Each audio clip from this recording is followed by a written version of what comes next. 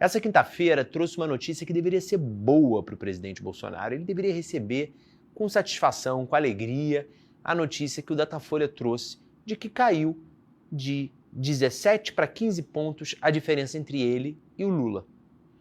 Mas, a contar por tudo o que aconteceu ao longo da quinta-feira, Bolsonaro está ficando desesperado. E esse é o tema do meu diagnóstico de hoje. Vamos lá? Vamos recuperar rapidinho tudo o que aconteceu? Primeiro de manhã, bem cedinho, o Bolsonaro foi abordado por um youtuber na porta do palácio que, fazendo como os youtubers de direita, como vários apoiadores do Bolsonaro fazem até hoje, ficou lá provocando o presidente, chamando ele de tchutchuca do Centrão. Fala comigo, presidente. Vem cá.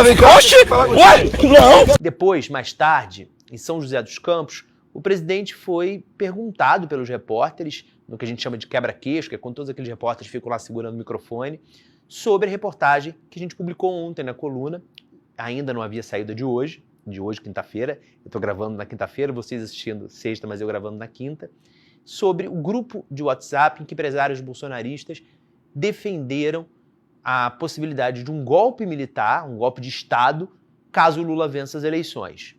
E o Bolsonaro foi Bolsonaro, ele foi diversionista, ele mudou de assunto, ficou muito nervoso, atacou este colunista, que já não liga para tanto ataque depois de tanto tempo, e perdeu o controle. Virou para a equipe e falou: não toque em mim. É só clicar no microfone. O senador Randolfo Rodrigues já até pediu a prisão. Você acha que o Marcos Pontes seria ministro do Lula? Você acha que não sabe. Deixa eu seja. Ninguém bota a mão em mim, por favor. Ninguém bota a mão em mim aqui. Ninguém bota a mão em mim. Tá? Depois disso tudo, na live que ele fez, tradicional live de quinta-feira, ele não tocou no assunto e falou de temas completamente diferentes. Falou até de whey protein. Isso é uma tática também do Bolsonaro. Quando o mundo está caindo na cabeça dele, ele saca assuntos totalmente gélidos para tentar mudar a atenção. A semana não foi boa para o presidente.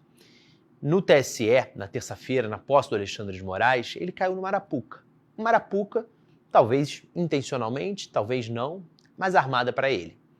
Ali, todos os ex-presidentes, ou melhor, 4 dos ex-presidentes vivos, né, o Fernando Henrique e o Collor não estavam, eles aplaudiram o discurso do ministro Alexandre de Moraes ao lado dos ministros do STF, dos ministros do STJ, dos presidentes da Câmara e do Senado, de toda a entourage do poder, destoando do que Bolsonaro prega e defende.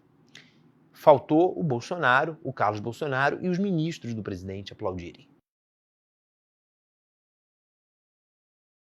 O clima lá no TSE fazia parecer que o presidente era o Lula ou a Dilma, que eram muito mais assediados, foram muito mais assediados do que o Bolsonaro. Teve um clima de café frio sendo servido para o presidente, que é a temperatura do café daqueles que vão deixar o poder. Brasília, quem fareja o poder, não está mais apostando na vitória do Bolsonaro. O que o Arthur Lira, presidente da Câmara, e um grande aliado do presidente, disse nesta quinta-feira também, numa conversa no Banco BTG, mostra isso. Ele criticou o presidente, falou que vem tentando mostrar para o presidente que não adianta atacar a urna, que o Bolsonaro erra nisso.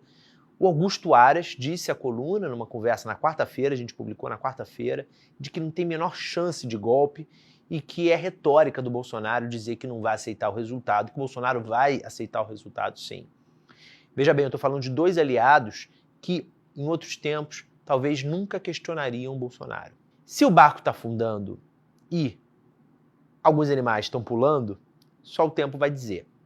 As pistas são de que parece que sim, parece que é isso que está acontecendo. As pesquisas mostram uma realidade difícil para o Bolsonaro, com todos os torpedos sendo lançados contra o Lula, com o Auxílio Brasil na casa de R$600, com redução do ICMS, com queda do preço da gasolina, com geração de emprego, na tentativa desesperada de reverter a crise econômica.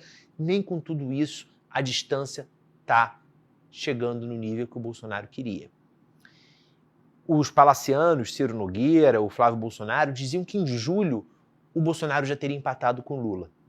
A gente está mais na metade de agosto e isso ainda não aconteceu. Eles ainda dizem que no primeiro turno eles chegam empatados. O tempo está passando. E cada semana, a cada dia, a cada hora, o Bolsonaro tende a ficar mais desesperado. E isso, como eu já falei aqui no diagnóstico, é muito ruim para ele.